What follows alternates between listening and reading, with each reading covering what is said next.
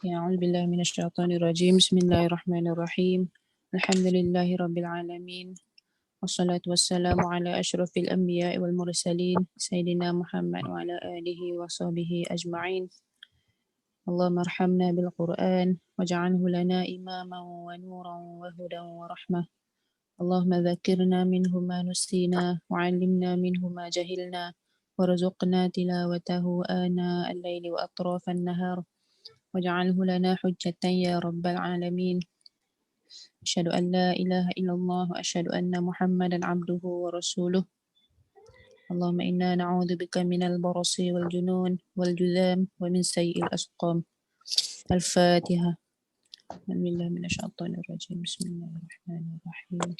الحمد لله رب العالمين الرحمن الرحيم مالك يوم الدين إياك نعبد وإياك نستعين اهدنا الصراط المستقيم صراط الذين أنعمت عليهم غير المغضوب عليهم ولا الضالين آمين. Hai, Assalamualaikum warahmatullahi wabarakatuh.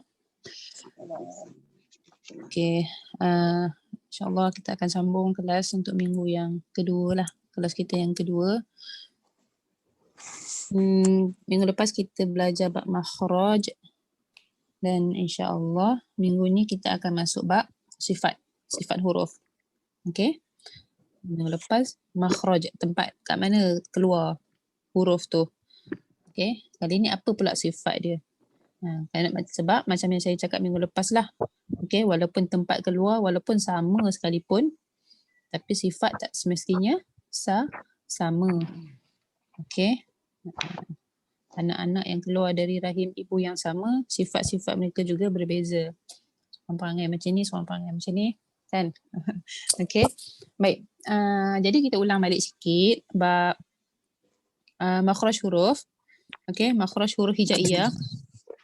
Okey. Minggu lepas saya dah ajar ada lima anggota panggil komponen yang terlibat. Okey, untuk makhraj huruf. Okey.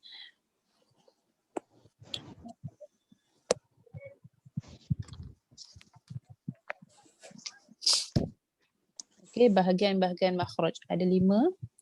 Rongga hidung, rongga mulut, 2 bibir, lidah dan juga kerongkong ataupun kita panggil halqum. Al-halq. Okey. Ada tak yang tak join minggu lepas baru join minggu ni? Ada Okey. Jadi semua adalah. Saya boleh je nak share screen ni, kita tengok balik. Nanti kita tengok balik 5 bahagian-bahagian makhraj. Okey. Okey, rongga hidung, rongga mulut, 2 bibir ataupun kita panggil syafatain, lidah dan juga kerongkong. Rasa boleh ingat lagi tak? InsyaAllah. Boleh InsyaAllah. Dia yang paling banyak dekat lidah. Yang lain tu tak banyak. Lidah je yang paling banyak. Okey. Ingat lagi tak macam mana tangan tu? Okey. Okey, tangan ni ibarat telapak tangan ni ibarat lidah, sini adalah kerongkong. Ini adalah kerongkong. Kalau kita mula daripada bahagian kerongkong, ada berapa huruf daripada kerongkong? 6. Okey, iaitu paling bawah ada 3 pula bahagian daripada kerongkong ni. Paling dalam, paling bawah adalah huruf Hamzah dengan ha. Hamzah. Ha. Naik atas sikit. Ain dengan ha pedas. Okey, naik atas. Ghain dengan Ghain dan kha. Maka selesailah makhraj kerongkong. Okey, kita pergi kepada lidah. Lidah ni banyak. Okey. Okey, paling dalam. Paling belakang. Qaf. Qaf ke depan sikit adalah kaf. Okey, dia bukan ke depan sikit. Kalau qaf ni kalau kita naik ke, bila kita nak sebut dia akan naik ke langit, dia akan naik ke langit bahagian dalam tu. Kalau istilah buku dia suka guna bahagian langit lembut. Bahagian paling dalam. Depan sikit tu dah mula keras. Situ kaf. Okey, jadi dia naik pergi ke mana tu? Qaf, kaf. Kita pergi ke tengah lidah. Tengah lidah ada berapa huruf? 4. 3 sahaja. 3. Jim, shin dan ya. Okey. Jim, shin dan ya. Pergi ke okey, itu tengah lidah. Pergi ke tepi lidah ada berapa huruf? 1 sahaja. Bod. Dot. Okey. Dot. Okey, pergi ke hujung lidah. Hujung lidah ni ada 4 kumpulan. Okey, yang pertama bila kita nak sebut huruf-huruf kumpulan ni, lidah kita naik ke lelangit iaitu huruf Lam. lam, nun dan ra. Okey, kemudian masih hujung lidah tapi dia pergi ke belakang gigi kacip atas. Ada 3 huruf. Berapa hurufnya? To. Okey, ta, dal dan to. Kemudian kalau perasan hujung lidah ke belakang gigi kacip atas tadi, sekarang hujung lidah nak ke bawah gigi kacip atas, dia lebih kurang dengan huruf 3 tadi je tambah titik. Tadi kan ta, dal, to. Ta tambah 1 titik jadi huruf sa. Dal tambah 1 titik jadi huruf za. Za tambah 1 titik jadi huruf za. Itu makhraj hujung lidah ke bawah gigi kacip atas. Okey, kemudian hujung lidah ke belakang gigi kacip bawah ada 3 huruf juga iaitu huruf-huruf sofir ya. Sin, sa dan zai. Okay, 3 huruf. Dah selesai belum lidah? Dah, habis dah lidah. Okey, kita dah ambil halkum, kita dah ambil lidah. Kemudian syafatain, 2 bibir. Apa hurufnya? Mim. Ba, Mim. waw, satu lagi yang Mim. Mim bawah. fa, satu lagi. Gigi kacip atas ke perut bibir bawah. Fa. Okey. Okey, baik. Selesai. Bibir. Kemudian apa lagi? Jauf. Rongga mulut. Alif, waw, ya. Alif, waw, ya, huruf mat. Rongga hidung. Nun dengan Mim mim. nun. Nun dengan mim iaitu gunnah. Okey. Selesai. Yep.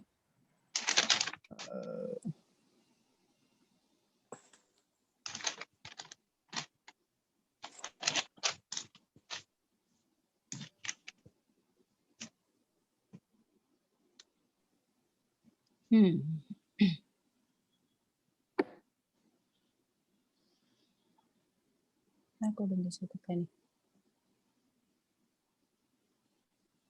Okey. Saya nak share screen sebenarnya. Tapi tak tahu kenapa tak boleh.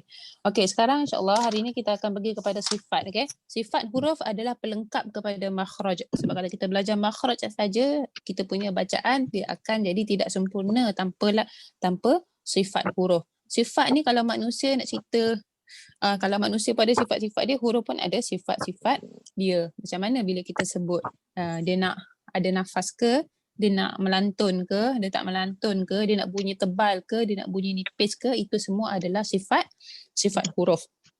Okey, kalau siapa ada buku, boleh buka muka surat 9. Okey. Siapa ada buku, boleh buka muka surat 9. Sekejap ya. Saya nak share screen.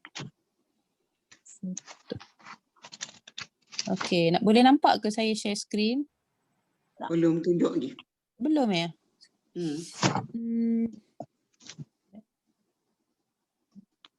Screen.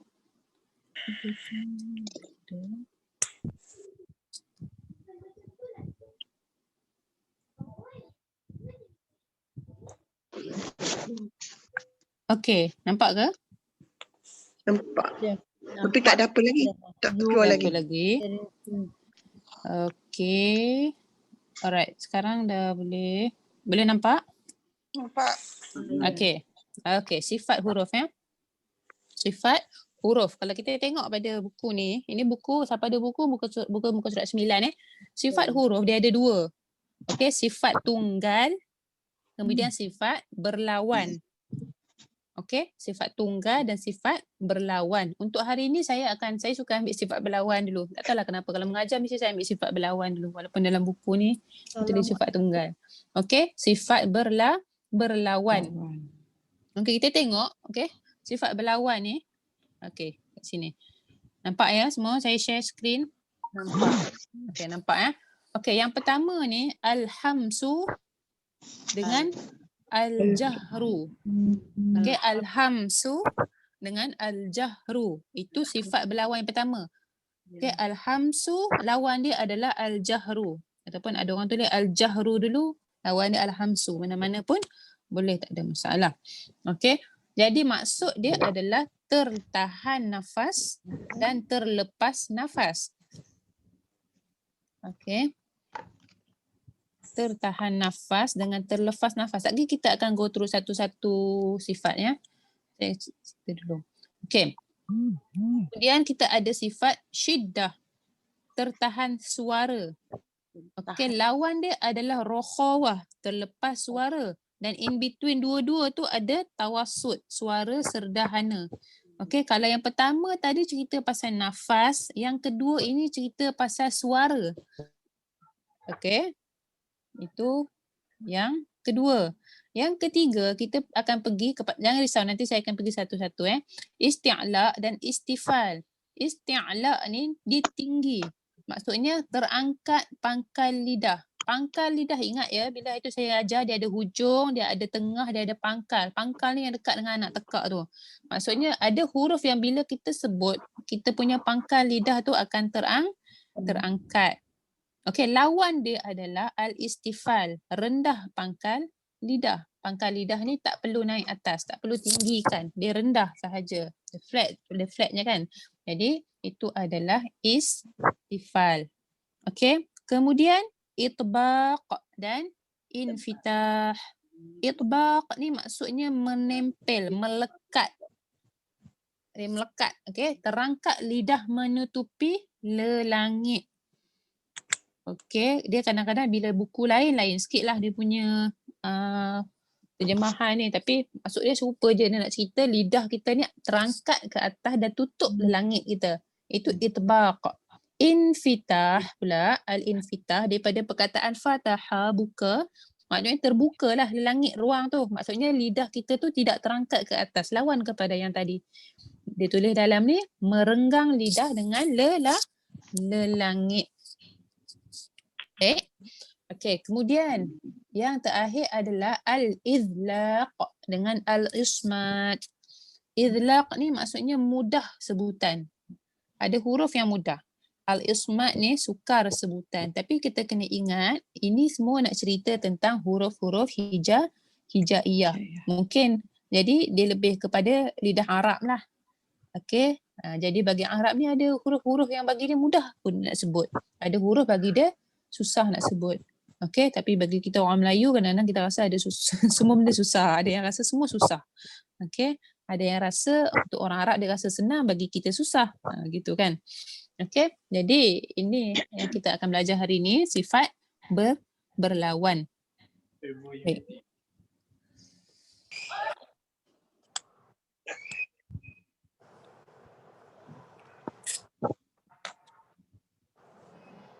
Okey. Ya.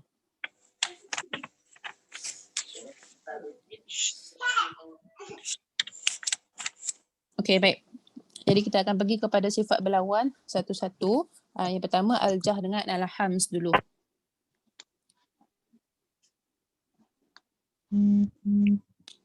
Okey. Ya.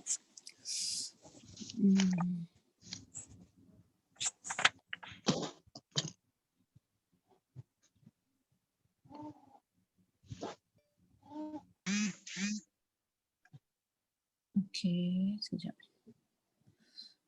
Saya minta maaf, saya ada rujukan lain juga sikit sebab buku ni dia simple sikit kan. Okey, nanti saya akan share kat sini lah. Okey.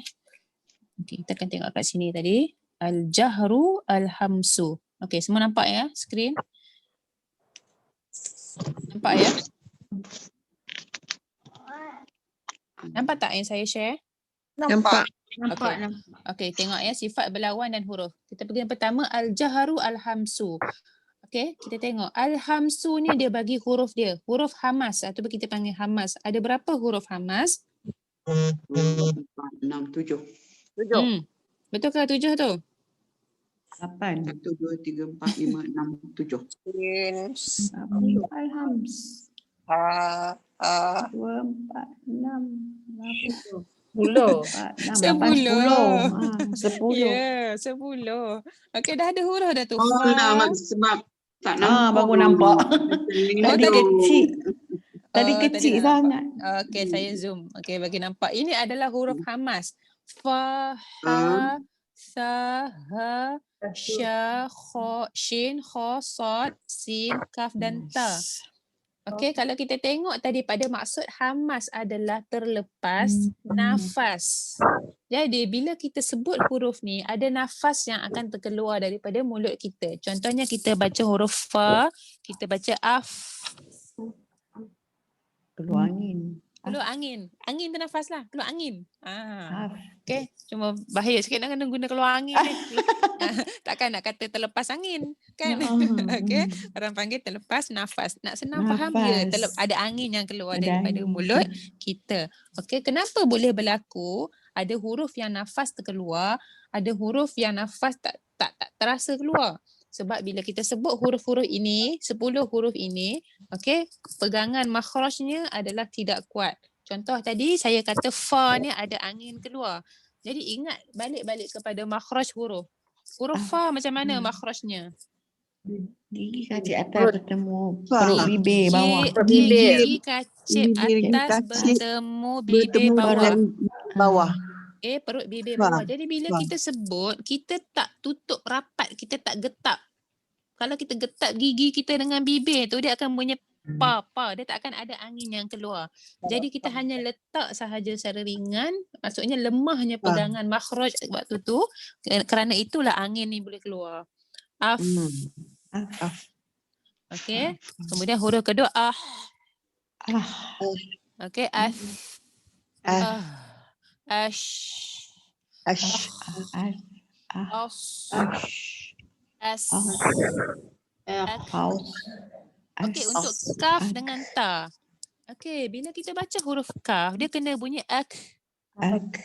Ak. Ada angin, ada nafas yang keluar. Kita tak boleh baca ak. Nampak? Kita tak boleh baca keras gitu. Dia ada angin yang keluar. Ak. Sama juga dengan ta. At.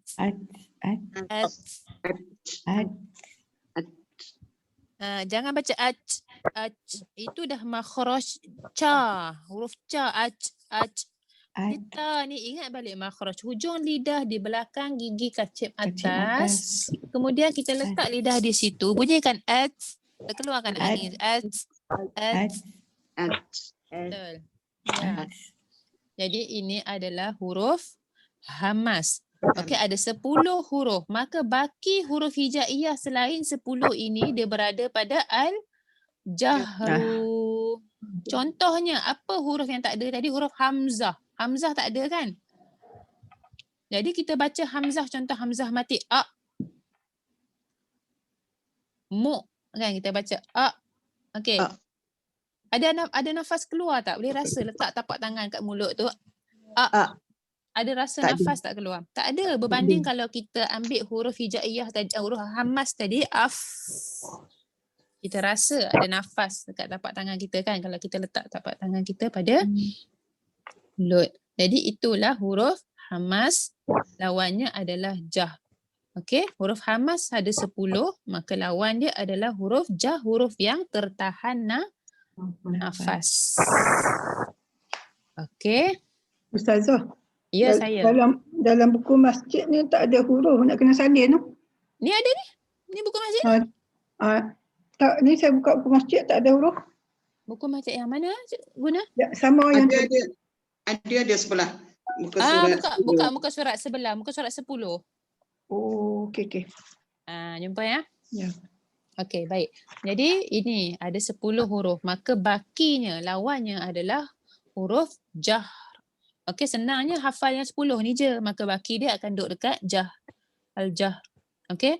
Cara juga kita nak hafal adalah kita bariskan fahathahu syakhsun sakat. Okey, fahathahu syakhsun sakat. Kita bariskan dia senang, kita nak ingat daripada kita nak hafal fa, ha, tha satu-satu kan. Jadi kita bariskan dia fahathahu syakhsun sakat. Kita cuba tengok ada rujukan lain ni daripada buku ni. Okey, dekat buku ni dia cerita. Okey, kita tengok kat sini ini lain sikit. Dia cerita jah dengan dia ada gambar semua. Jah dengan hams. Okay. Yang bulat tu gambar peti suara. Dia nak cerita bila jah tertutupnya tekak. Tekak kita ni tertutup bila sebut dan tekanan yang kuat pada makhraj menyebabkan tertahan nafas ketika menyebut huruf al-jah tadi tu, huruf jah. Sedangkan huruf hams yang 10 tu bila kita sebut terbukanya tekak dan tekanan yang lemah. Ini saya kata tadi pegangan makhraj yang lemah akan menyebabkan terlepas nafas ketika menyebut huruf. Okay. Jadi kalau kita baca af, selalunya kalau huruf lain ni tak berapa ada masalah. Okay. Pada huruf hams, selama saya mengajar ini, selalu saya jumpa orang masalah nak keluarkan nafas pada huruf kaf, pada huruf ta dan ada juga pada huruf fa. Bila dia baca fa ni, dia tak berapa bunyi nafas. Dia baca af, dia macam bunyi pa. Af, idah contohnya. Dia keluarkan nafas af, idah, af. Okay.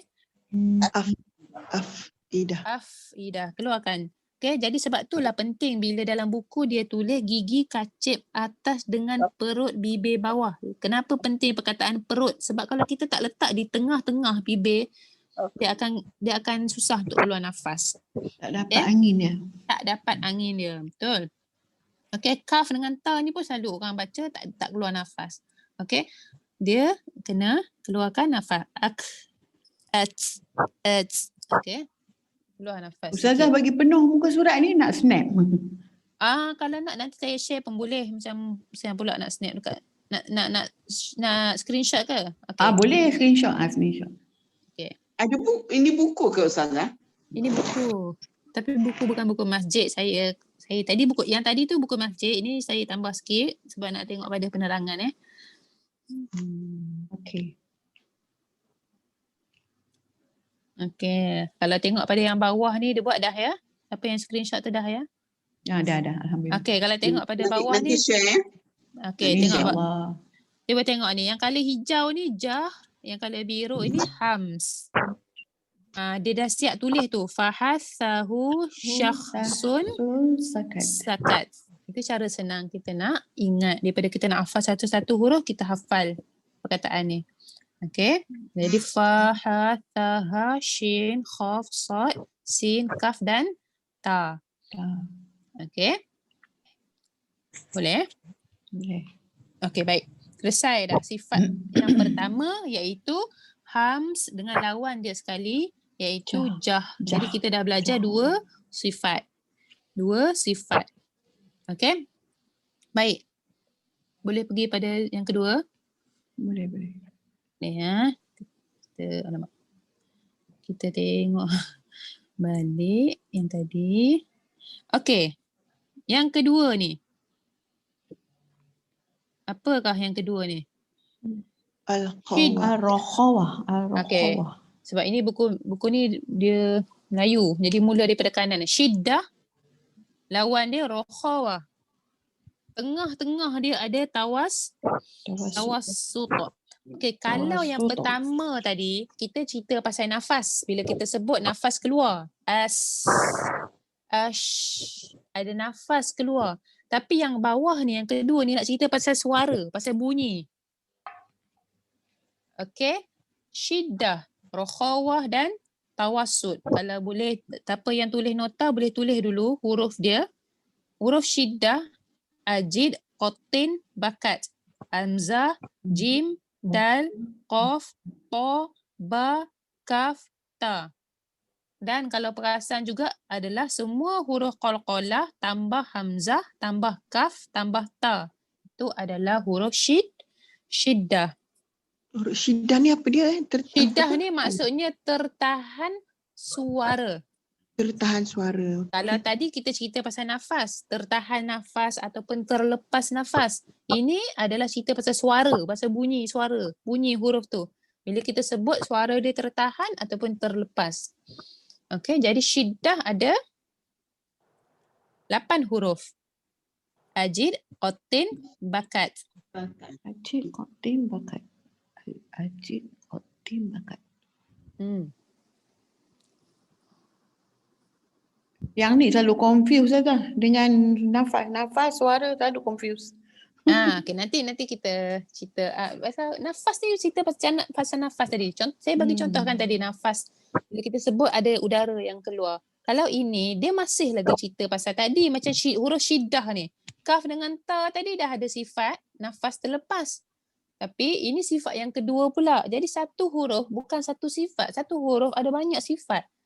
Jadi kita belajar semua sifat. Dia akan gabung ke semua sifat tu. Macam tadi kaf contoh kan. Syiddah ni ta dengan kaf ada dekat sini kan. Untuk untuk yang pertama tadi dia ada dalam hams. Dan dia juga ada dalam syiddah. Syiddah.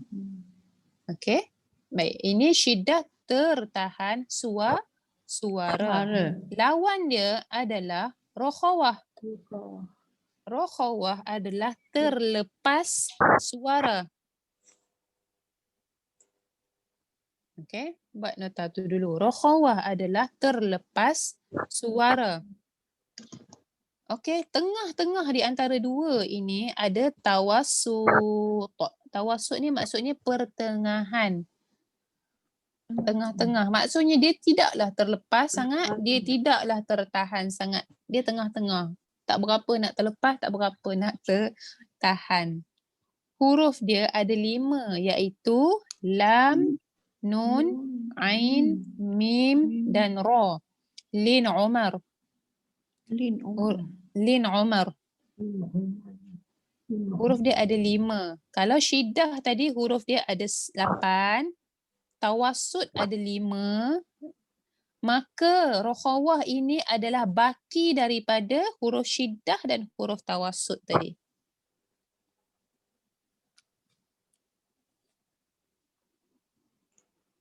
Jelas tak?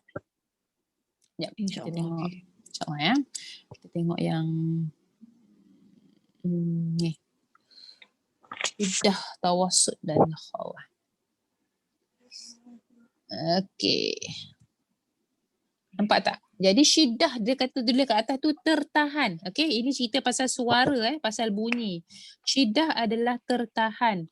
Kenapa boleh tertahan suara tu? Kerana tertutupnya makhraj menyebabkan suara ketika menyebut huruf itu tertahan. Cuba tengok gambar pada syiddah ni. Nampak tak? Kenapa apa benda yang tertutup menutup suara tu? Lidah. Ya. Kan? Jadi dia menutup suara dia tertahan. Okey. Berbanding dengan terlepas. Nampak? Ada suara yang menyebabkan dia terlepas. Okey, nanti kita tengok contoh. Okey. Yan, tawassut ni adalah makhrajnya tidak tertutup sepenuhnya. Menyebabkan tidak terlalu tertahan dan tidak terlalu terlepas. Okey. Ini baru dari segi bahasa. Nanti kita tengok dia punya cara sebutan. Okey, baik. Saya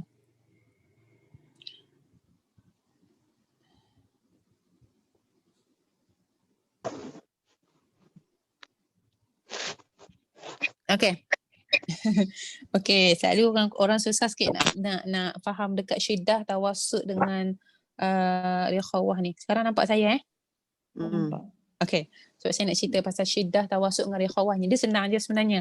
Okey, kalau Hamas tadi cerita pasal nafas, ini nak cerita pasal suara, pasal bunyi. Ada huruf yang bila kita sebut suara kita, saya suka guna bahasa untuk syiddah, rikhawah dengan tawassut ni, saya suka guna perkataan meleret.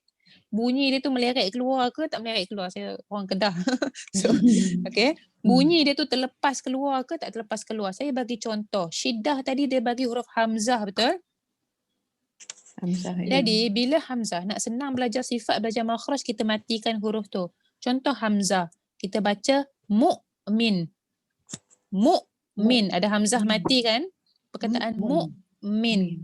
Nampak tak? Bila kita sebut okey, suara tu dah berhenti kat situ dah. Dia dah tertahan. Dia tak boleh nak dia tak meleret gitu. Itu maksud dia. Berbanding dengan rokhawah, saya ambil satu huruf contohnya, huruf sin. Huruf sin dalam rikhawah ya. Okey, bila kita baca sin mati, dengar ke? Bunyi yang tu dia meleret keluar. Dia terlepas keluar. Mustaqim. Sebab tu kita tak baca ihdinas siratal mustaqim. Kita tak berhenti mengejut gitu. Kita lepaskan dia keluar. Mustaqim. Mustaqim. Itu beza di antara rikhawah dan syiddah. Syiddah ni dia tertahan. Suara dia tak boleh nak pergi. Tak boleh nak, contoh kalau ba mati, boleh tak kita kita tak boleh nak leretkan dia keluar, betul? Sebab dia memang macam tu sifat dia. Berbanding kalau huruf rikhawah ni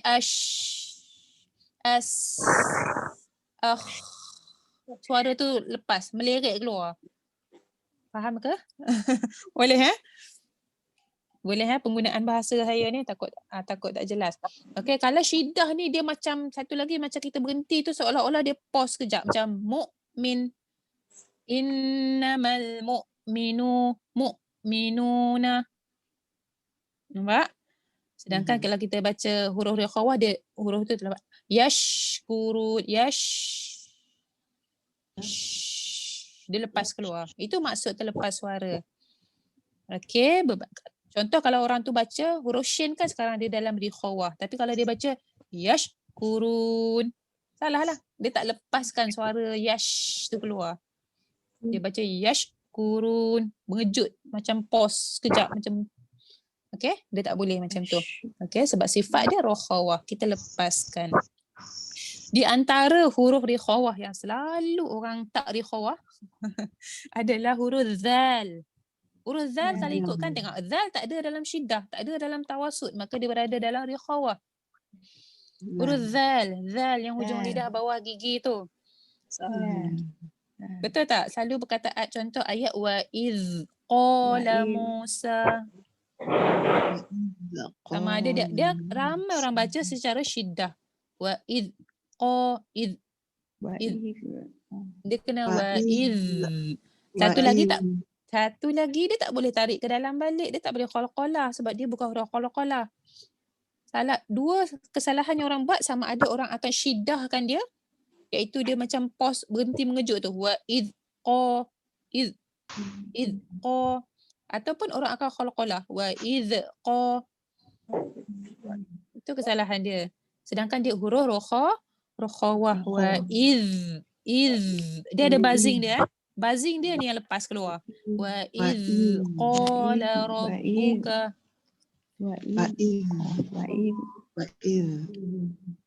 Huruf ghain pun rikhawah. Astaghfirullah.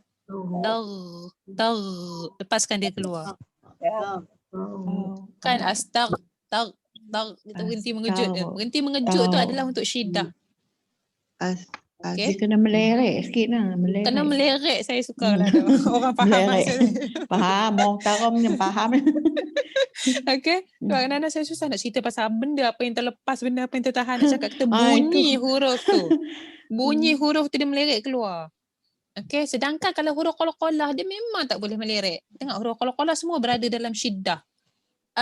Dia sekadar melantun sahaja. Tapi kita tak boleh nak meleret kan, tak boleh. Bunyi ba ni memang tak boleh. Dia memang semula jadi tak boleh. Dia sekadar qalqalah, dia tak ada lepas. Dia tak meleret panjang gitu. Okey. Itu cerita tentang syiddah dari rikhawah. Jadi kat tengah-tengah tadi ada apa? Tawassut. Pertengahan. Maksudnya tak bolehlah meleret sangat, tak bolehlah pula tak terlepas langsung. Contohnya lam, nun, ain, mim, ra, al. Okey. Dalam perasan bila kita baca al, nampak dia ada bunyi alhamdu. Okey, maksudnya sekarang dia adalah tawassut dia pertengahan. Dia tak boleh jadi syiddah. Contohnya kita baca alhamdulillah. Nampak? Kita berhenti mengejut. Itu syiddah. Dia juga tak boleh rikhawah. Alhamdu. Terlalu panjang. Okey, sebab tu kalau kita baca macam orang contoh orang baca waladdall, kan dia masuk dalam lam kan? Waktu ni sifat kena jaga. Dia tak boleh waladhdallin. Itu jadi syiddah. Dal. Kita berhenti mengejut. Dallin. Itu syiddah. Dia tak boleh juga jadi rakhawah. Waladdallin. Nampak tak? Dia masuk dalam lam tu dia lalu nak buat taranum. Tak boleh lama sangat. Terlalu lama sangat.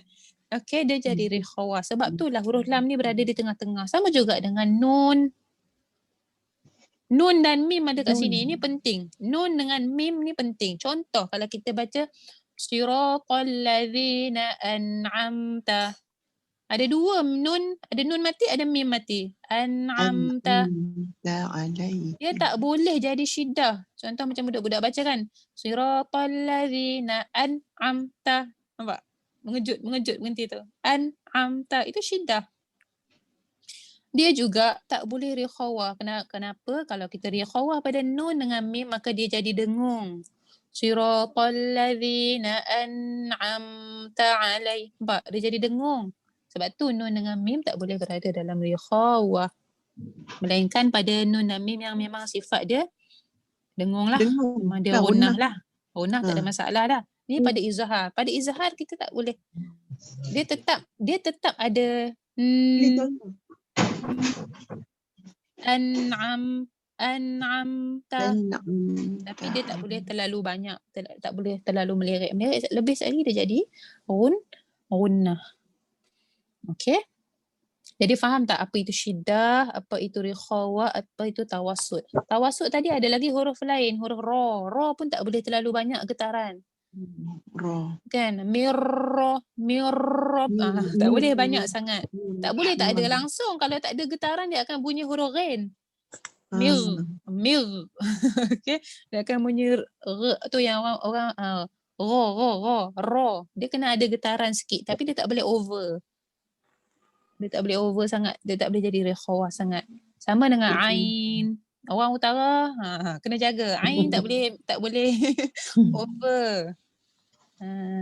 Okay, dulu saya dekat Mesir, ramai orang utara kena tegur dengan Syekh, ain dia over. Lebih-lebih sangat. Contoh. Malun.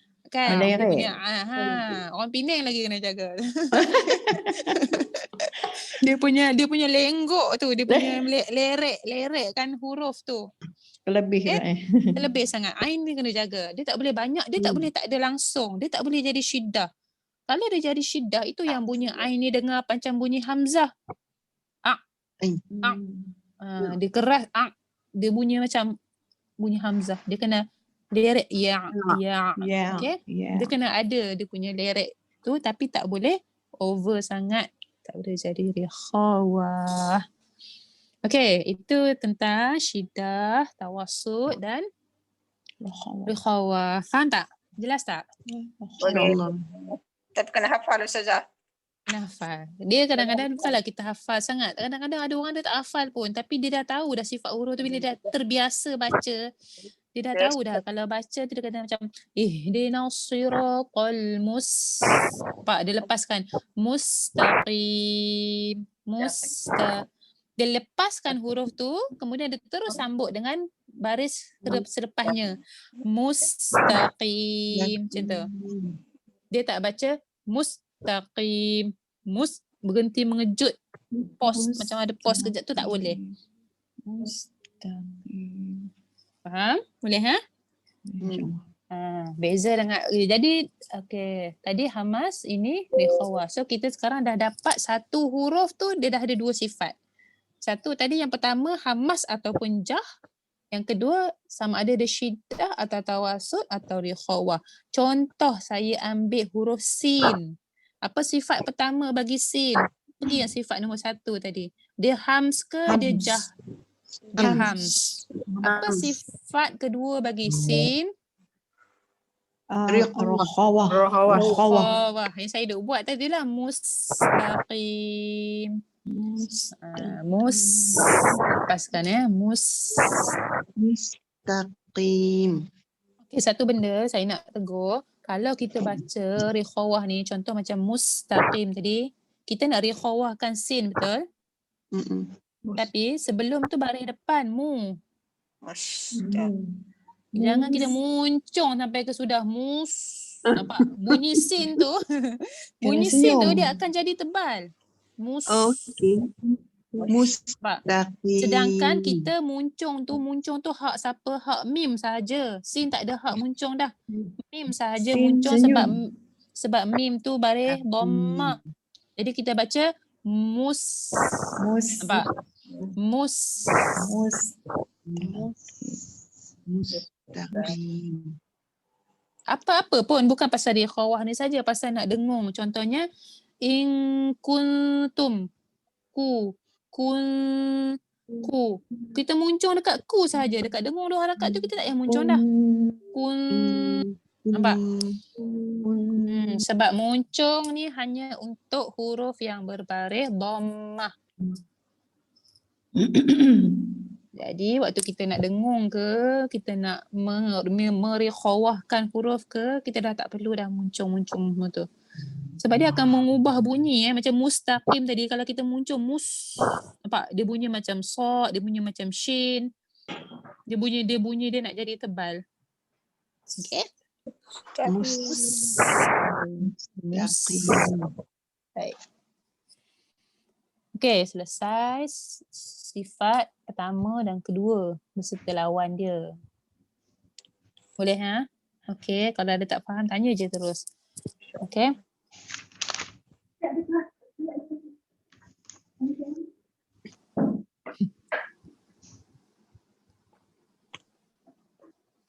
Okey, kita akan pergi kepada yang ketiga, iaitu al-istifal dan al-isti'la. Saya share skrin ni.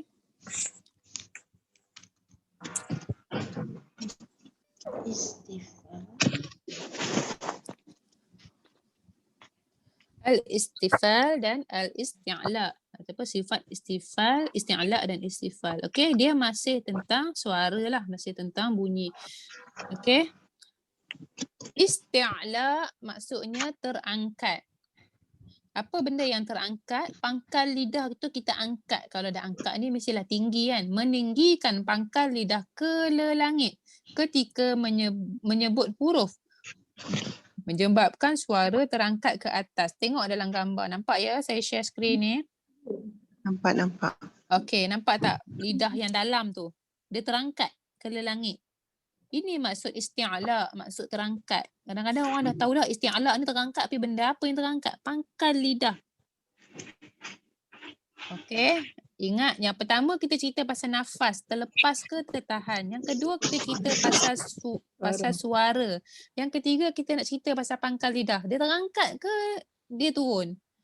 Okey, jadi untuk huruf-huruf isti'la kita kena angkat pangkal lidah. Benda ni kita tak perasan pun sebab duduk dalam mulut kita.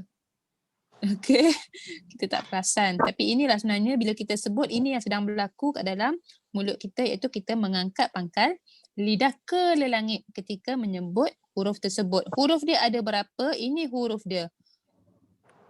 7. Khussa, dagtin, qid. Huruf-huruf yang bila kita sebut bunyi dia tebal tu. Yang bila orang Melayu sebut dia rasa nak muncung je mulut je. Kho, so. Sedangkan dia tak perlu muncung pun bibir. Dia hanya mengangkat pangkal lidah di dalam. Kho. Okay, so. Do, ro, ko, kof dan zo. Ini adalah huruf-huruf isti'la. Khussa, dagtin, qid.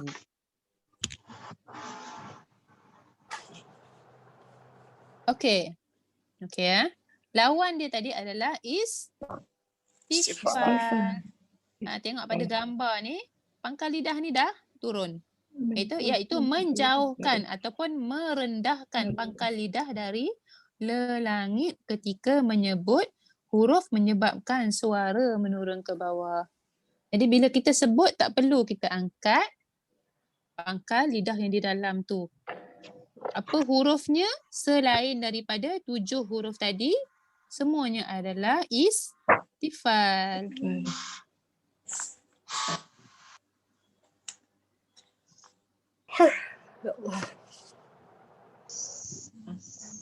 Semua adalah istifal. Okey. Okey. Isti'la dan istifal. Jadi sebenarnya huruf isti'la ni dia berlaku huruf-huruf yang bunyi tebal ni. Kalau kita ikut bahasa Melayu, huruf-huruf ni adalah huruf yang seolah-olah ada huruf O kat belakang tu. Kha, ta, zo. Okey. So. Okey. Tapi orang kita kadang-kadang dia nak sebut, dia suka muncung. Nak bagi jadi tebal. Sebenarnya nak bagi jadi tebal tak perlu muncung. Dia hanyalah mengangkat pangkal lidah belakang. Pangkal lidah yang terangkat. Okey. O. Okey. O. Tak perlu ko. Ko. Tak perlu muncung. Kadang-kadang ada orang dia suka muncung. Contoh huruf. Okey, sebab tu kalau kita tengok beza. Contoh. Hari tu saya cerita pasal makhraj huruf. Huruf ta dan ta. Makhraj yang sama. Betul ke tak? Betul. Betul. Ta. Hujung lidah ke belakang gigi kacip atas. Dia makhraj yang sama. Tapi sekarang kita boleh nampak tak sifat dia dekat sini tak sama. Satu istifal, satu isti'la. Betul? Jadi bila kita sebut ta, hujung lidah kita di belakang gigi kacip atas. Tetapi itu hujung, itu cerita pasal hujung lidah. Lidah yang pangkal naik ke rendah? Tidak. Rendah lah. Sebab dia istifal. Yang ini tetap di hujung sebab ini makhraj. Tetap di belakang gigi kacip atas. Tapi untuk sifat maka belakang ini rendah. Ta. Okey, beza dengan ta, makhraj depan ni masih sama sebab makhrajnya sama. Tetapi bila kita sebut huruf ta yang belakang ni sedang terangkat. Itu yang menyebabkan bunyi dia beza. Walaupun makhrajnya sama. Dia ada sifat dia yang membezakan bunyi dia. Walaupun lidah yang depan ni di tempat yang sama, tapi menyebabkan sifat isti'la dan istifal ni menyebabkan bunyi dia satu bunyi ta, satu bunyi ta. Okey. Samalah huruf sa, so. Makhraj sama juga sin dengan sad. Tapi apa yang membezakan dia? Sin istifal, sad isti'la. Hujung lidah masih di belakang gigi kacip bawah. Sa. Jadi bila kita sebut so. Yang dalam tu terangkat. Bukannya so. Bukannya kita memuncungkan bibir. Dia tak perlu muncung bibir. Nak tebalkan dia adalah dengan mengangkat pangkal lidah di dalam. Okey, bukan memuncungkan bibir. Walaupun kita tahulah kadang-kadang kita belajar kat Malaysia ni ada guru kata okey muncung sebab tak cukup tebal lagi kan. Tapi sebenarnya dia bukan muncung. Muncung hanya untuk dhammah. Okey, muncung hanya untuk dhammah.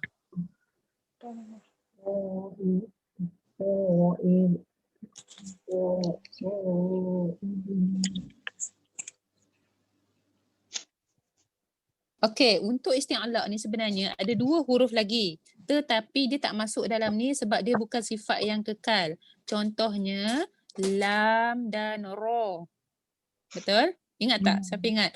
Lam ni ada masa dia akan jadi tebal. Kita nak sebut dia, kita kena angkat pangkal lidah belakang.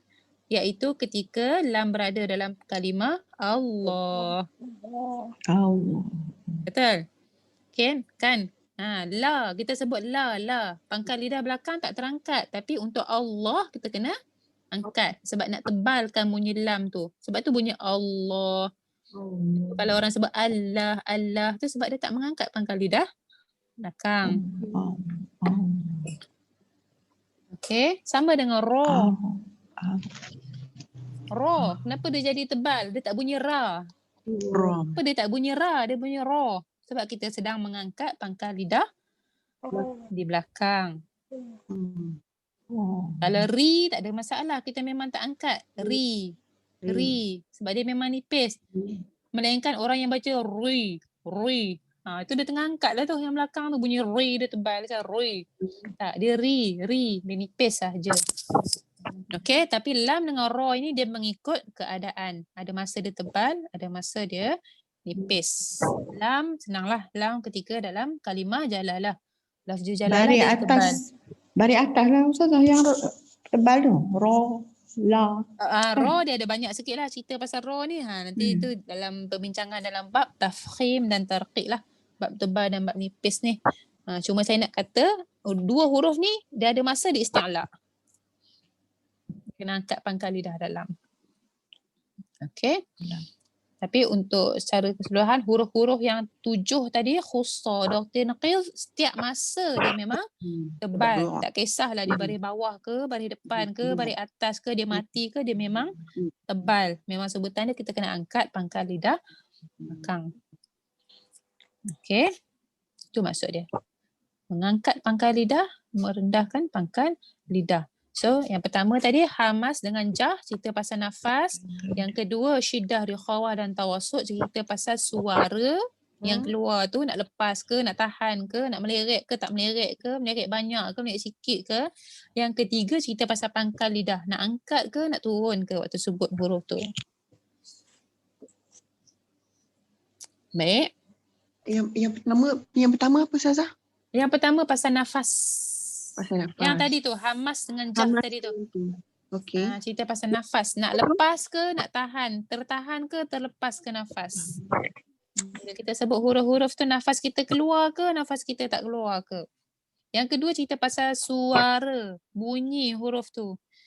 Nak lepaskan ke, nak tahan ke. Nak lepaskan tu nak leretkan ke, ataupun nak tahan ke. Lepas tu pula ada huruf yang nak lerek tu banyak ke, sikit ke. Iaitu tawassut tadi tu dia sederhana lah. Dia tengah-tengah. Yang ketiga cerita pasal pangkal lidah. Nak tinggikan ataupun nak rendahkan. Iaitu nak isti'la'kan ataupun nak istifalkan dia. Okey? Ustazah, yang lam dengan ra tu dalam mana? Isti'la Lam ke? dengan ra tu Ada dalam masa. Ada isti'la' tapi bukan sepanjang masa dia isti'la'. Itu tambahan daripada saya sebab saya nak cerita lam dengan ra ni ada masa dia kena tebal. Tapi bukan dalam istifal lah. Dia dalam istifal. Dia dalam Cuma istifal. ada masa Ada dia masa tebal. dia akan masuk dalam isti'la'. Okey. Tapi tak payah pun tak apa, tak payah tulis nota. Cuma ingat je lam dengan ra ni ada masa dia tebal, ada masa dia nipis. Tapi itu tajuk khas dia dalam tajuk tebal, huruf tebal dan huruf nipis nantilah. Okey, bukan menebalkan atau menipiskan bacaan. Okey. Yang sekarang adalah yang keempat, itbaq dan infitah. Itbaq, infitah. Melekat. Tidak saya share screen. Alright.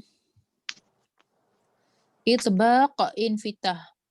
Itbaq, himpit ataupun ada buku tulis melekat, ada bahasa tulis menempel. Menempel ni bahasa Indonesia kot, melekat. Okey. Okey, kita tengok lawan dia adalah infitah, buka. Okay, kita tengok gambar lidah ni. Kalau tadi cerita pasal pangkal kan. Sekarang ni kita nak cerita pasal lelangit kita tu. Keseluruhannya. Ada huruf yang bila kita sebut, kita akan meninggikan tengah lidah ke lelangit ketika menyebut huruf-huruf itbaq ini yang menyebabkan suara terhimpit antara kedua-duanya. Okey. Iaitu senang sahaja. Itbaq ni ada 4 huruf sahaja. Shad, qad, qa, dha. Kalau perasan 4 ini adalah huruf isti'la.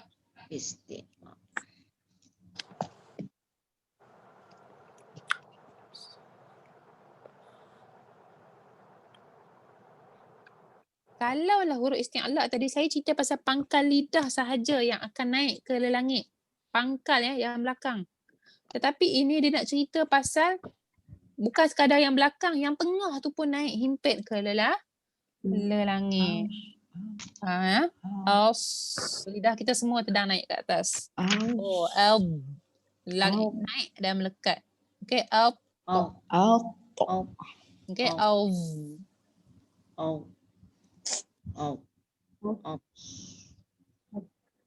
Tu beza dia. Beza dia dengan isti'la. Isti'la tadi cerita pasal pangkal.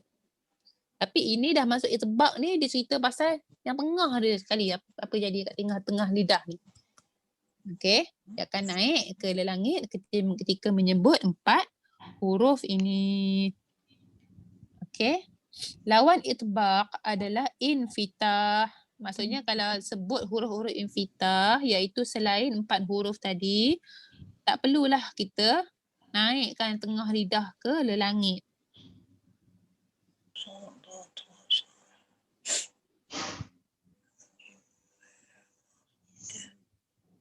Faham ke? Boleh? Senang Ustazah. Senang.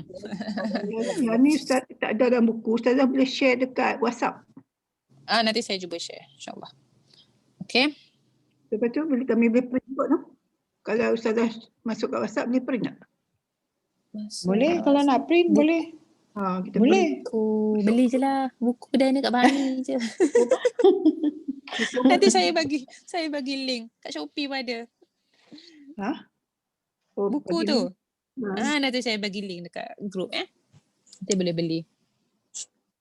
RM35 ke RM40. Ya. Okey, baik. Okey, jadi macam tu Kalau kita tengok tadi, huruf isti'la ada 7. Tapi huruf itbaq ada 4. Maksudnya bukan semua huruf isti'la adalah itbaq. Okey? Contoh huruf isti'la yang bukan itbaq. Apa? Bagi satu.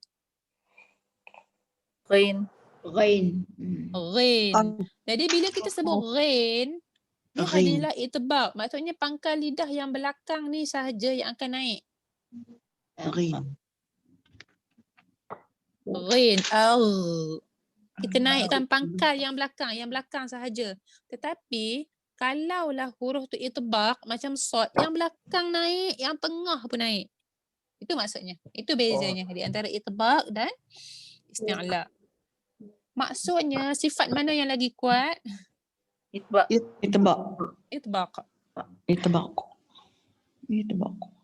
Di antara itbaq, sifat apa yang paling kuat? Huruf apa yang paling kuat? Ta. Sebab ta qalqalah. Qaf. Okey. Itu kalau kita cerita tentang itu tak apa, kita belum belajar semua sifat, tak apa dulu yang tu. Okey. Itu bezalah di antara, kadang-kadang ada orang tanya apa beza isti'la dengan itbaq ni, semuanya nak angkat lidah. Tak isti'la cerita pasal pangkal lidah sahaja.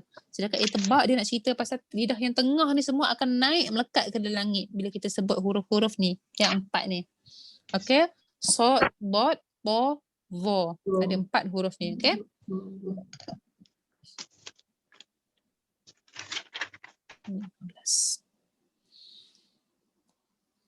Baik.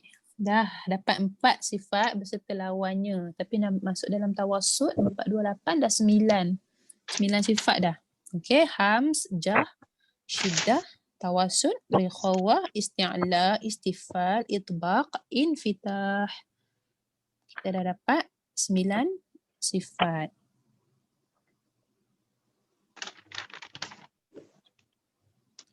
Boleh ke? InsyaAllah.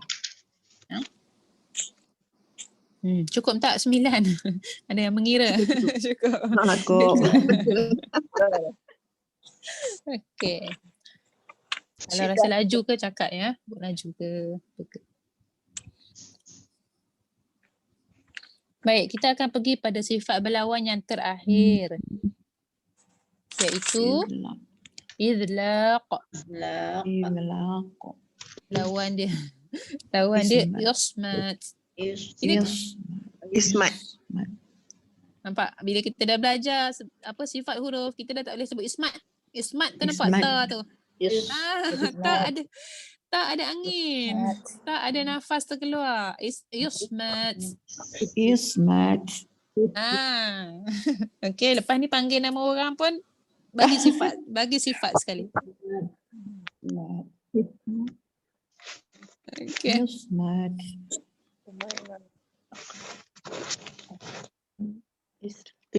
ISH. Okay, nampak ya saya share ni? ISH. Ismat. Is. IS. Sini dia je IZ. Sedangkan Hamzah dengan Sod ya. Is. S ni macam tidak salah no. Tu ISLAQ ke? ISH mana? IZLAQ. Izlaq. Izlaq. Hamzah Zal, bukan Zai ya, Zal lam alif qaf, izlaq. Okey, kita tengok izlaq ni maksudnya lancar ataupun mudah.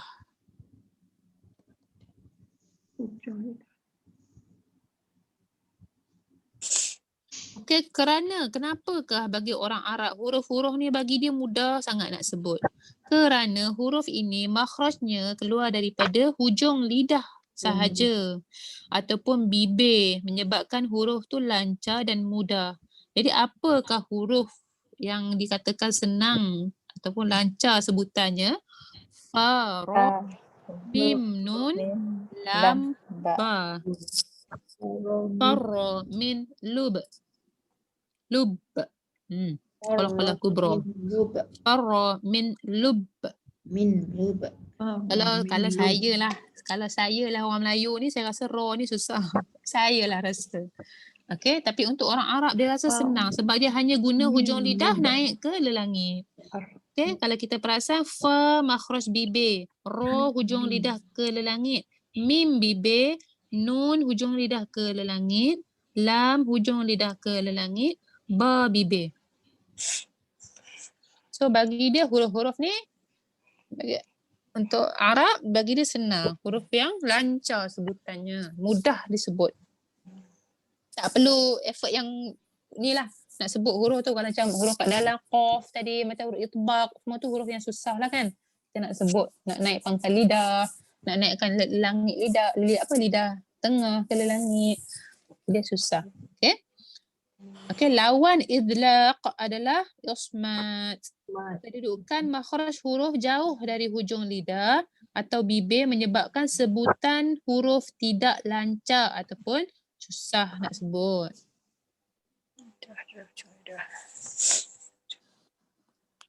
Okay, mudah sebutan ataupun susah, sukar sebutan.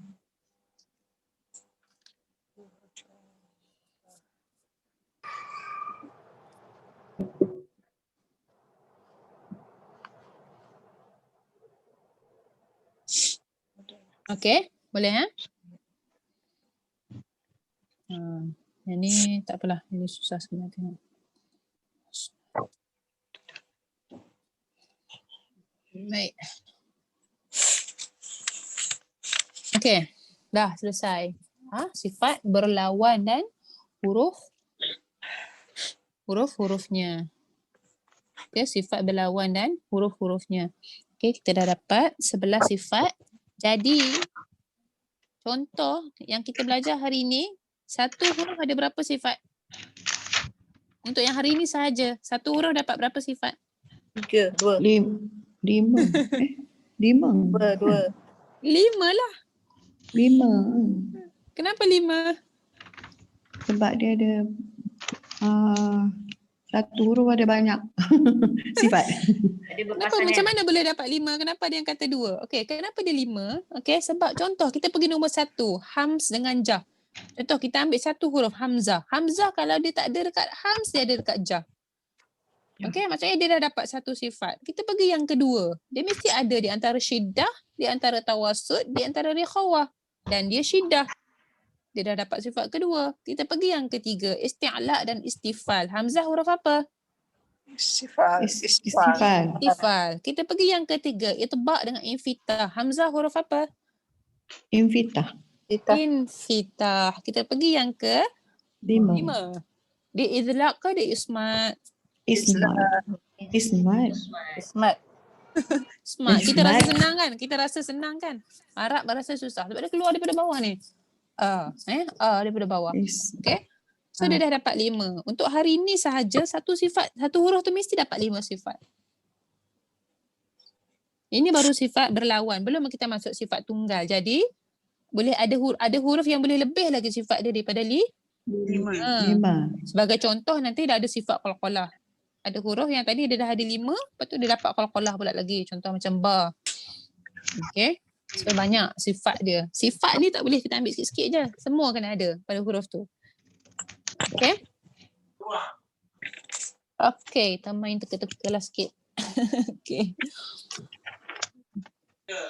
Siapa nak cuba? Tak ada. Siapa nak cuba jawab soalan saya? Tak tahu soalan tanya lah. Kalau boleh jawab, jawab lah. Tanya lah. Kalau Saya boleh suka- jawab, jawab lah. Saya suka ada orang kata dia nak try. Lepas tu baru saya bagi soalan. Okey, tak apa. Okey, siapa nak cuba bagi sifat, semua sifat berlawan yang ada pada huruf Ain. Ain. Okay. Sebutkan 5 sifat huruf Ain. Okey.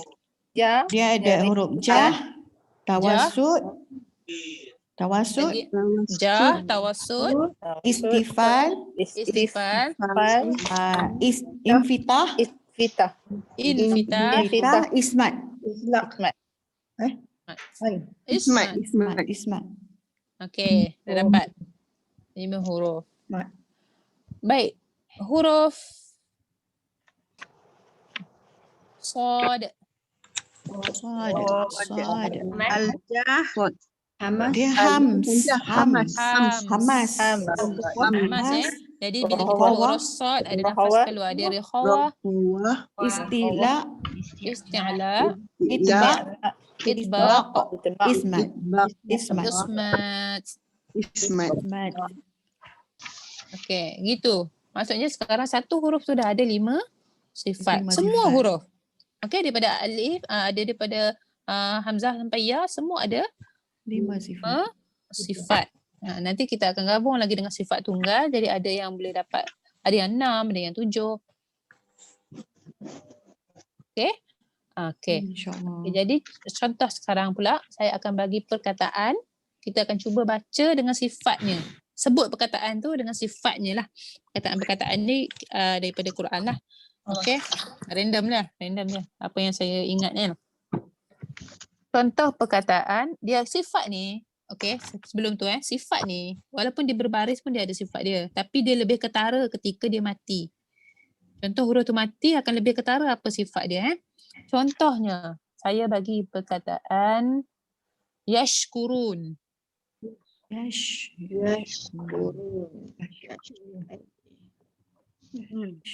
Okey, ada huruf shin. Shin sekarang ni dia, yang pertama dia Hamas. Jadi bila kita sebut yash, boleh rasa ada angin yang keluar. Yash, kalau kita letak tapak tangan yash, kita rasa nafas kita keluar. Kemudian dia rikhawah. Rikhawah maksudnya kita kena lerekkan yashku. Okey, habis lerek sambut dengan ku. Yashkurun. Okey, ini yang sifat dia sifat yang kedua ni, rikhawah tawasud dengan syiddah ni yang kebanyakan orang salah. Kalau itba, kalau isti'la, istifal semua tu tak ada masalah sangat saya rasa. Dekat syiddah tawasud rikhawah ni je. Lepas tu kadang-kadang ada orang baca yashkurun. Nampak dia mengejut tu. Dia syiddahkan tu. Yashkurun. Dia tak boleh. Ataupun dia yash. Itu tak boleh juga. Sebab kita tak masuk lagi qalah-qalah. Tapi dia tak boleh. Okey. Kita lepaskan. Okey, yashkurun. Okey, kita ambil perkataan watini. Watini wazaitun. Watin ada huruf ta. Hamas.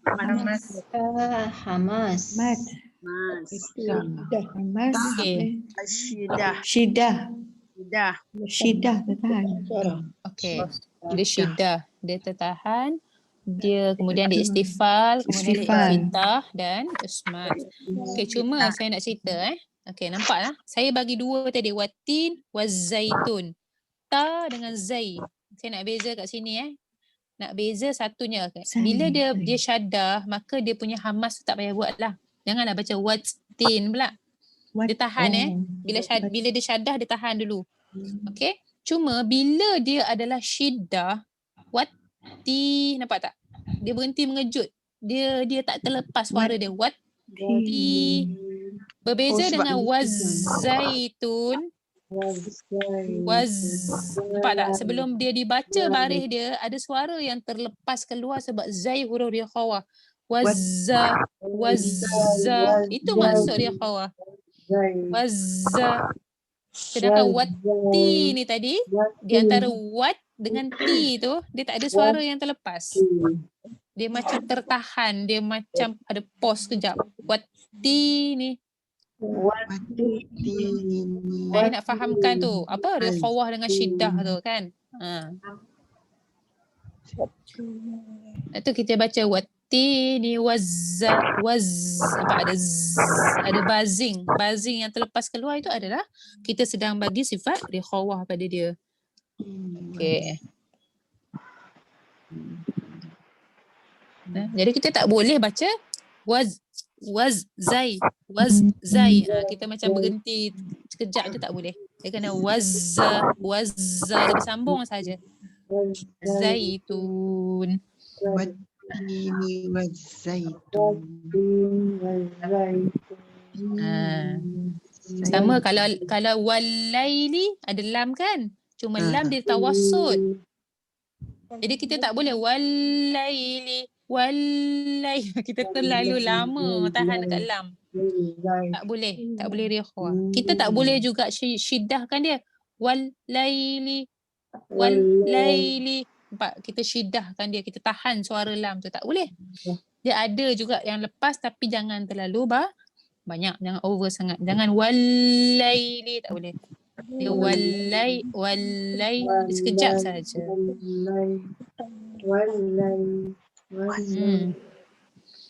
Okey. Kalau surah Fatihah, okey.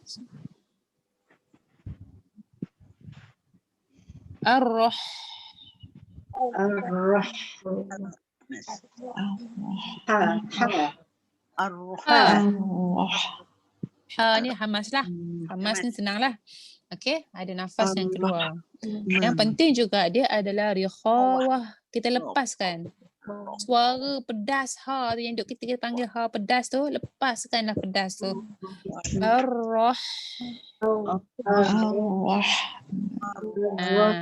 Ingat bila kita lepaskan suara huruf rikhawah, kita lepaskan suara satu, kita rikhawahkan dia satu, di antara tu terus sambut dengan bunyi tu, dia tak ada tempoh terputus. Ar-Rahman.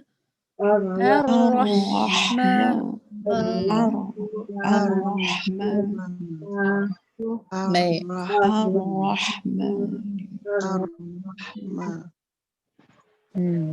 Okey. Ar tu tak boleh ra banyak sangat lah. Ra bukan rikhawah, okay? Dia tawassut. Jangan kita baca ar-rah. Itu banyak sangat tu. Tahan dia. Okay. Ar-ra. Okay. Maliki yaumid. Maliki yau.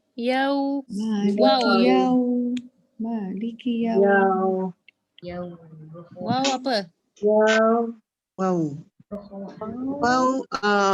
Raqawah. Izlaq. Bukan, dia ismat. Wow bukan izlaq. Wow ismat. Wow. Lagi satu. Wow dia jah. Wow dia rikhawah. Maliki yau ada bunyi yau tu. Maliki yaumi. Tak boleh baca maliki yaumid. Tak boleh syidahkan dia.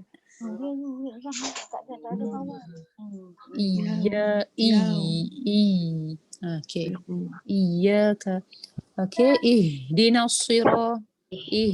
Ha tu. Lepaskan dia rikhawah. juga.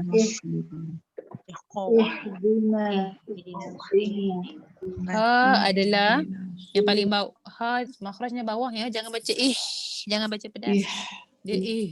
dia dalam ya. Ihdinas. Okey, dia kena usaha lebih sikit sebab dia dah lah dalam. Makhrajnya dalam. Kemudian kita kena lerekkan suara dia, bunyi dia pula. Naus, apa? Nausi. Tahan, kita lerekkan bunyi sad tu naus. Baru sebut si. Ihdinas siratal mustaqim. Lepaskan suara sin. Okey? Mustaqim. Okey, itu antara contoh-contoh lah bila kita baca Quran, utamanya surah Fatihah ni kan. Okey, kalau ayat selanjutnya ada an'amta, itu benda penting yang tapi saya dah sebut dah tadi kan. An'amta, ada nun, ada mim mati. An'amta. Ingat nun dengan mim mati bila dia izhar, dia tak boleh dengung satu benda. Satu lagi dia bukan syiddah. Dia bukan syiddah, dia adalah tawassut. Maka kita tak boleh baca berhenti mengejut. Siratal ladzina an'amta. Itu tak boleh. An'amta. Tak boleh mengejut macam tu.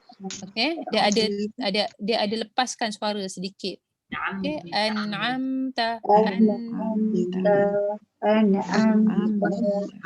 Lambat jadi. Kalau banyak sangat jadi dengung pula. Sebab tu dia bukan rikhawah. Betul? Okey, alaihim ghairil maghdubi. Okey, ghin. Mau. Ghin ya. Rakhawah juga. Ya. Ini yang jarang-jarang orang buat ni. Dia kena rikhawah ya. Dia tak boleh ghairil maghdubi. Nampak? Kita berhenti mengejut tu dia jadi syiddah. Lepaskan dia. Ghairil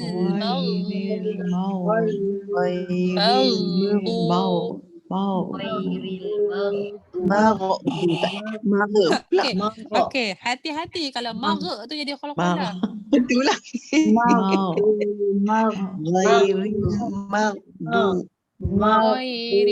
maghdubi. Lepaskan mak. Di syiddah kan? Dia bukan, dia rikhawah. Sebab tu kita tak boleh baca maghdu, tak boleh berhenti mengejut kita. Dia ada rikhawah, dia agak susah sebab satu dia makhraj dia kat dalam. Kat kerongkong, lepas tu kita nak lerek pula. Kita kena berlatih. Kalau nak berlatih lerek ni, ambil je satu huruf, matikan, letak A dekat depan. Lerek kan? Kalau bunyi dia ara tu itu qalqalah, itu salah. Okay? Tak boleh. Agak susah lah, tapi kalau kita praktis selalu dia boleh kan. Selalu orang baca sama ada dia jadi syiddah, ghairil maghdubi. Nampak? Dia jadi syiddah. Dia berhenti mengejut tu. Ataupun dia akan jadi qalqalah. Itu pun salah juga. Itu pun tak boleh. Lepaskan. Lepaskan. Ustazah. Ya saya. Macam doa Rabbana la tuzigh qulubana. Payah dia. Payah nak Tuzi' tu ain. Siapa baca tu tuzi'. Jangan baca tuzi'. Itu ain, dia tuzi'.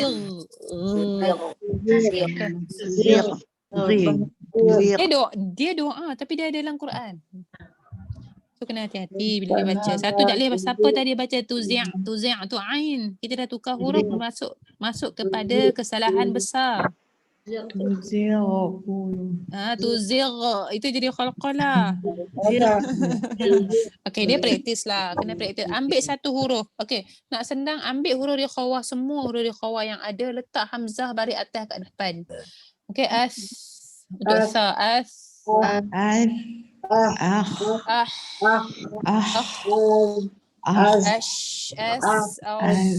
derek kan, belajar, berlatih.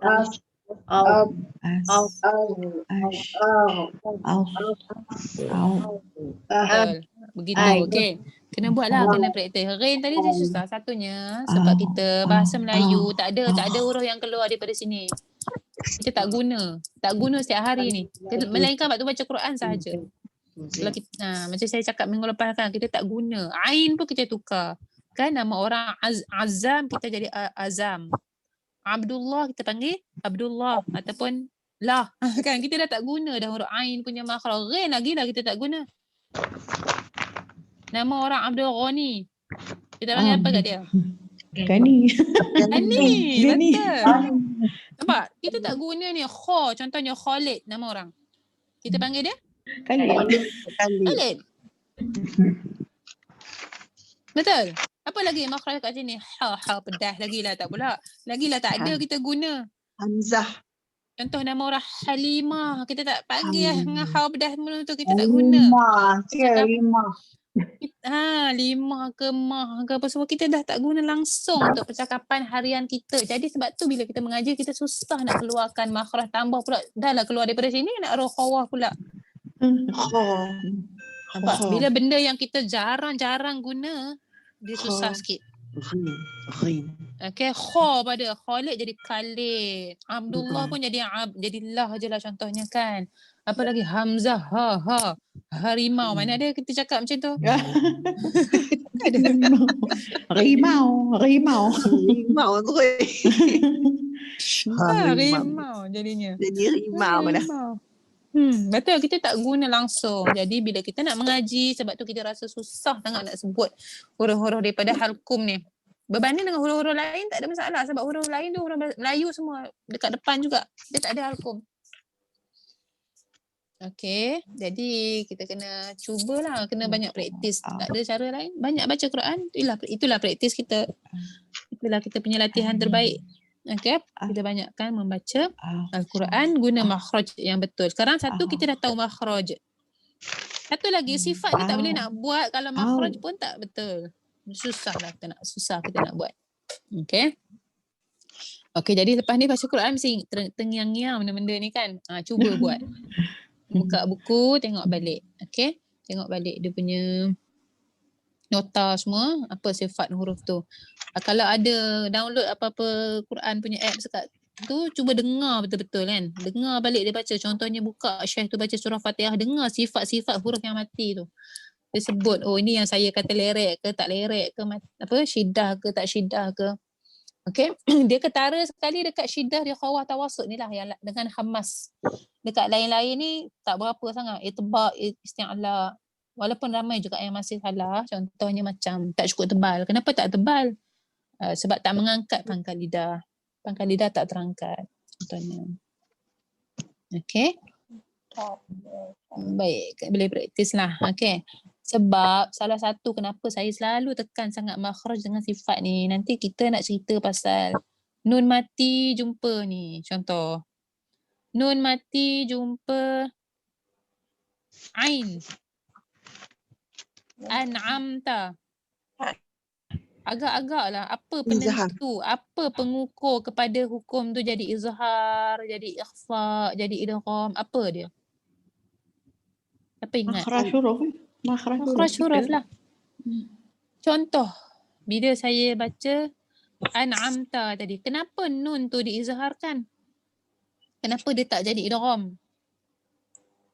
An'am. Sebab makhraj antara dua huruf tu jauh. Ya, di antara nun dengan ain tu jauh. Nun dekat mana makhrajnya saya ajar minggu lepas? Hujung lidah dia di langit. Langit. Ain dekat mana? Dekat Dekat Bahagian kerongkong. tengah. kerongkong.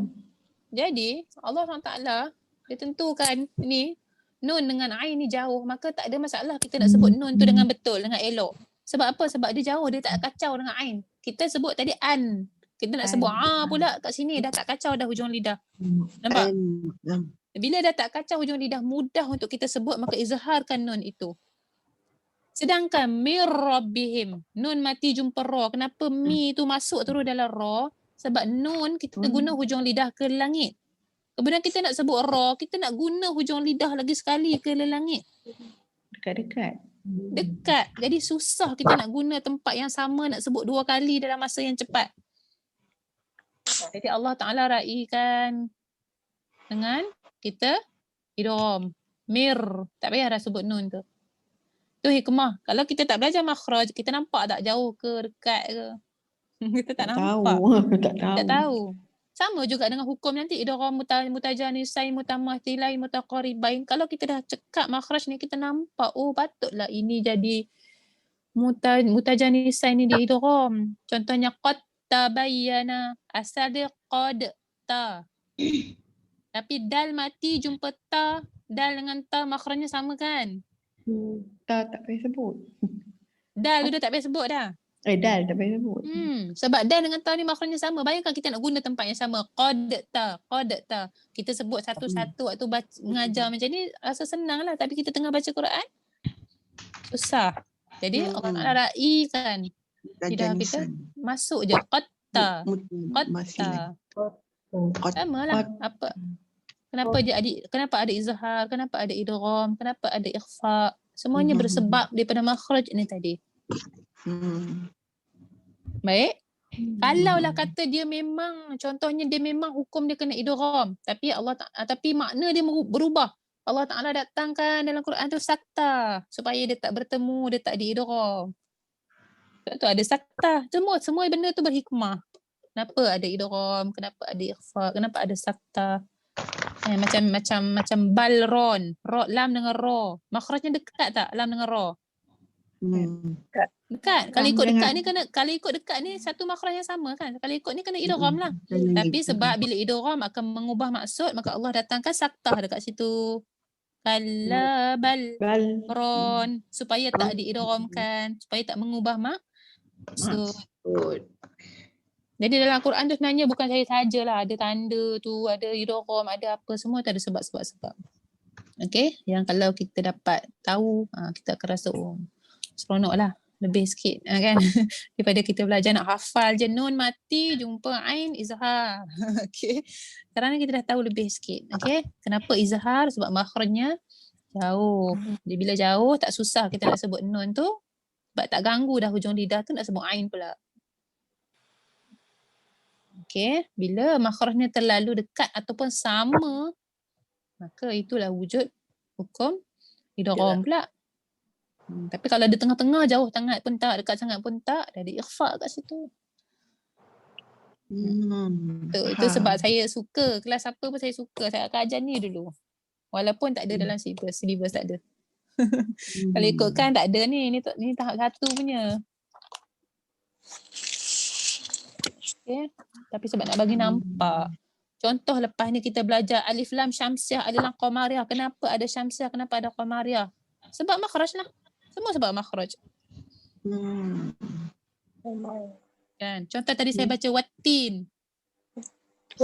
Nampak tak? Itu idgham kan? Daripada wa terus masuk dalam ta. Lam tu dah tak dibaca. Kenapa? Sebab lam dengan ta dekat. Lam, hujung lidah kita kat langit, kita nak pergi depan sikit. Kan susah kalau kita nak baca waltin, tergeliat lidah kita. Waltin, nampak tak? Jadi diidghamkan. Sebab tu nama dia selain alif lam syamsiah kita panggil idgham syamsi. Idgham syamsi. Tapi kalau macam alhamdu, lam itu diizharkan. Alham. Sebab lam hujung lidah dia langit. Hamdu, ha dekat kongkong. Jadi jauh, maka lam itu diizharkan. Jadi alif lam qamariyah. Ataupun kita panggil izhar qamari. Okey. Kok ada yang tanya kenapa Ustazah ni duk nak ngajar sangat kan makhraj sifat. Itu penting supaya kita nampak kenapa. Tak adalah kita penat nak kena hafal. Kalau boleh saya tak sebab dah kita dah berumur ni nak hafal tu penat kan. Bukan penat, tak ingat. Tak ingat banyak benda tak ingat. Ni pun otak ligat ni nak makan apa tengah hari semua kan. Dah masak ke tak masak ke. Okey, jadi banyak benda nak fikirkan. Jadi dia lebih cantik dan lebih seronok bila kita baca Quran tu, kita belajar hukum tajwid tu kita tahu sebab dia kenapa. Adalah kita hafal macam kita sekolah kecil-kecil dulu kan. Nun mati jumpa ini izhar, huruf dia berapa, ada 6, apa hurufnya. Sekarang pun kita dah tahu huruf izhar, huruf yang keluar daripada halqum. Sebab tu kita panggil izhar halqi, halqum. Okey, apa Okey, huruf dia hai sekian-sekian. Wallahualam. Jangan bebek pula. Tak apa, seronok. Nah, saya susah sikit nak berhenti cakap. Okey, baik. Wallahualam. Ada soalan tak berkenaan dengan sifat huruf berlawan tadi? Kalau tak ada, kita akan berhenti dulu kat sini. Minggu depan kita akan sambung sifat huruf tunggal. Sifat huruf tunggal ni tak banyak. Okey. Okey, kalau kata sempat habis, maka kita akan terus pergi kepada pelajaran pertama kita lah, iaitu huruf-huruf pembukaan surah. Huruf-huruf pembukaan surah. Okey, yang awak muka surat 73 tu, huruf muqatta'ah tu. Alif lam mim, yasin, huruf muqatta'ah tu. Kita akan cerita. Baik. Okey. Wallahu a'lam bissawab. Kalau tak ada soalan, kita tutup dulu dengan tasbih kafarah dan suratul Asr. Subhanakallah hamdika asyhadu an la ilaha illa anta astaghfiruka wa atubu ilaik. Wal 'asri innal insana lafi khusr illa alladhina amanu wa 'amilus solihat wa tawassaw bil haqqi wa tawassaw bis sabr. Wassallallahu ala sayyidina Muhammad wa ala alihi washabihi wasallam. Alhamdulillahi rabbil alamin. Assalamualaikum warahmatullahi wabarakatuh. Jazakallah.